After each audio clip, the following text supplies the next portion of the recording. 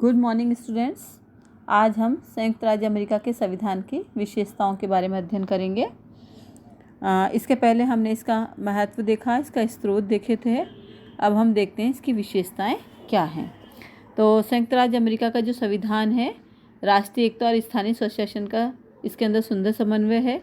ये संविधान आंतरिक गड़बड़ी व बाह्य आक्रमणों के विरुद्ध ढाल बनकर रहा है।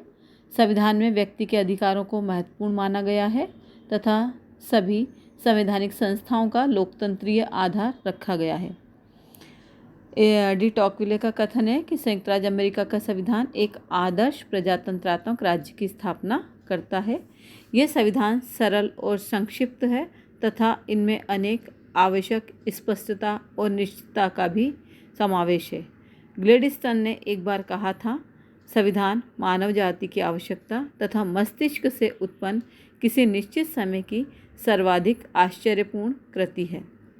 संयुक्त राज्य अमेरिका के संविधान की प्रमुख विशेषताओं का अध्ययन हम निम्न रूपों में कर सकते हैं। सबसे पहली है लिखित तथा संक्षिप्त संविधान। तो अमेरिकी संविधान जो है आधुनिक संविधानों में सबसे पुराना और लिखित है।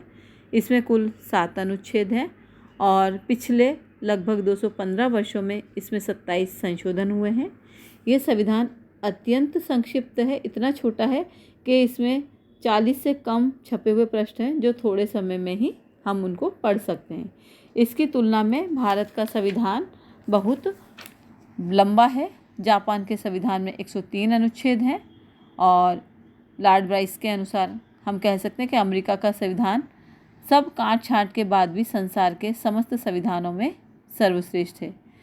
स्थायी और ये जो है संक्षिप्त संविधान है। दूसरा है लौकिक संप्रभुता में विश्वास या लौकिक संप्रभुता पर आधारित।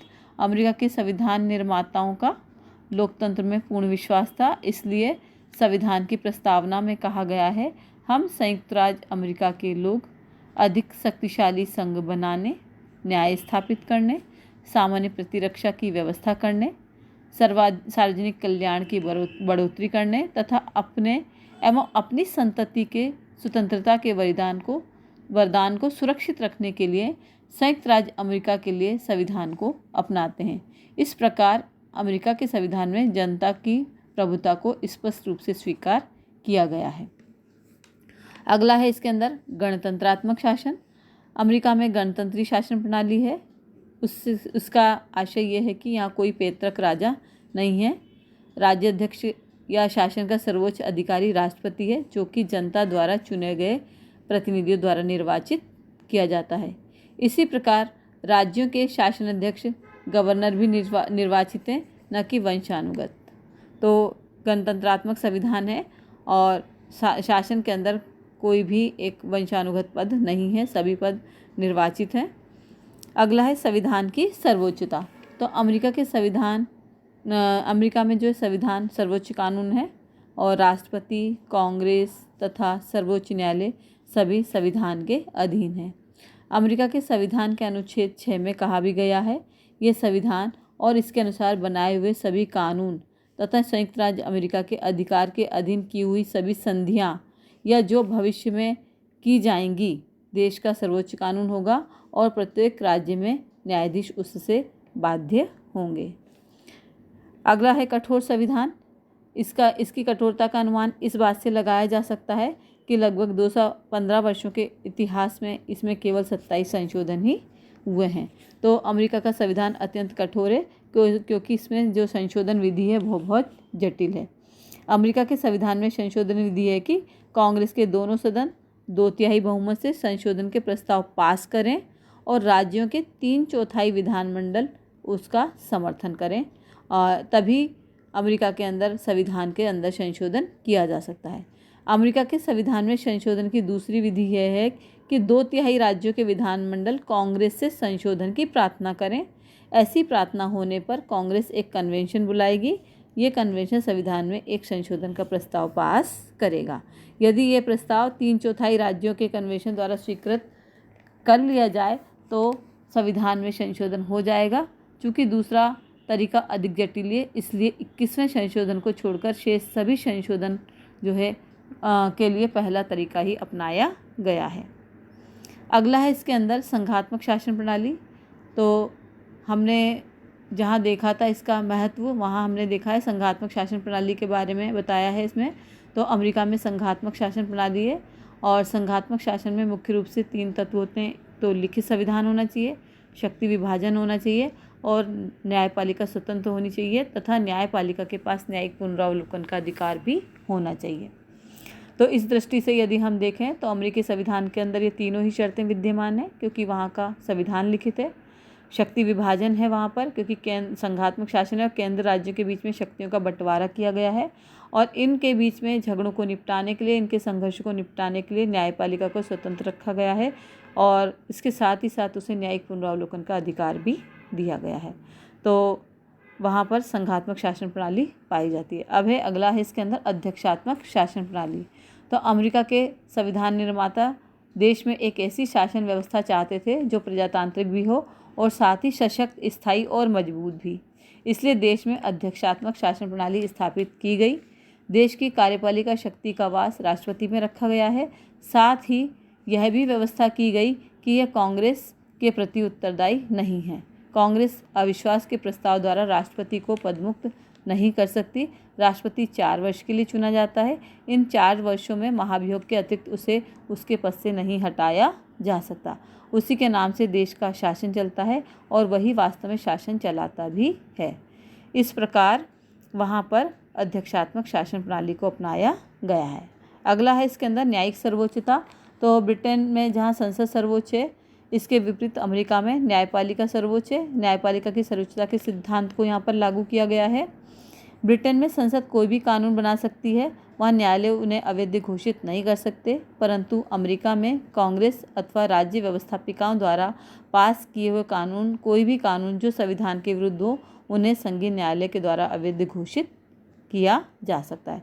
अर्थात अमेरिका के न्यायालय को कानून की वैधता के विषय में विचार तथा निर्णय देने का अधिकार प्राप्त है। अगला है इसके अंदर शक्ति पृथक्करण का सिद्धांत।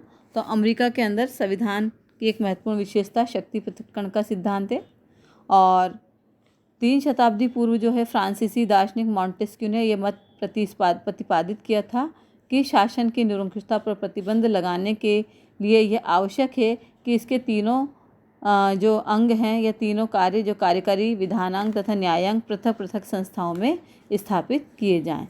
तो अमेरिका में ऐसा ही है। कार्यपालिका शक्ति का वास जहाँ पर राष्ट्रपति में है, व्यवस्थापिका संबंधी शक्तियाँ जो है कांग्रेस में निहित हैं और न्यायपालिका शक्तियाँ का प्रयोग या उसका वास जो है सर्वोच्च न्यायालय में किया गया है। और ये तीनों ही अंग अलग अलग हैं, तीनों का कार्यक्षेत्र अलग है और कोई भी अंग दूसरे अंग के कार्यों के अंदर हस्तक्षेप नहीं करता।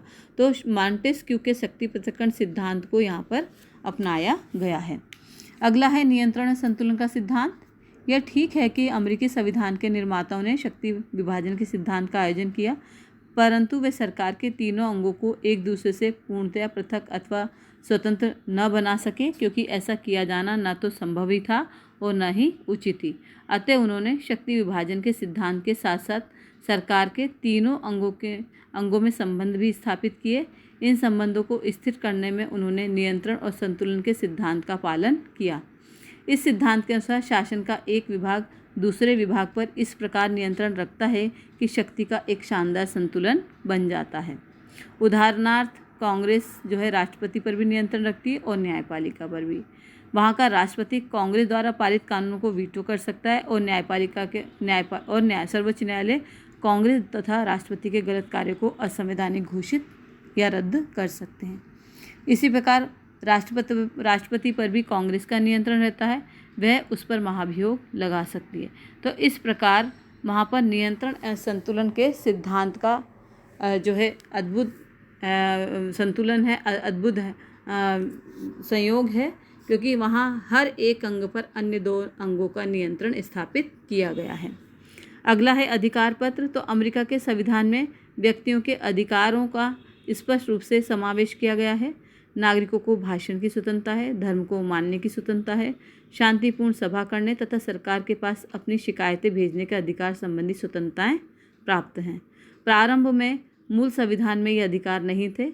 संविधान के प्रथम 10 संशोधन द्वारा नागरिकों को मूलभूत अधिकार प्रदान किए गए हैं। अगला है इसके अंदर दोहरी नागरिकता। अमेरिकी संविधान के 14वें संशोधन के अनुसार प्रत्येक अमेरिका को अपने राज्य की भी नागरिकता प्राप्त है और संघ की भी। इस प्रकार वहाँ दोहरी नागरिकता है और संघ की नागरिकता के लिए नियम एक रूप है, किंतु विभिन्न राज्यों के नागरिकता संबंधी नियमों में विभिन्नता है।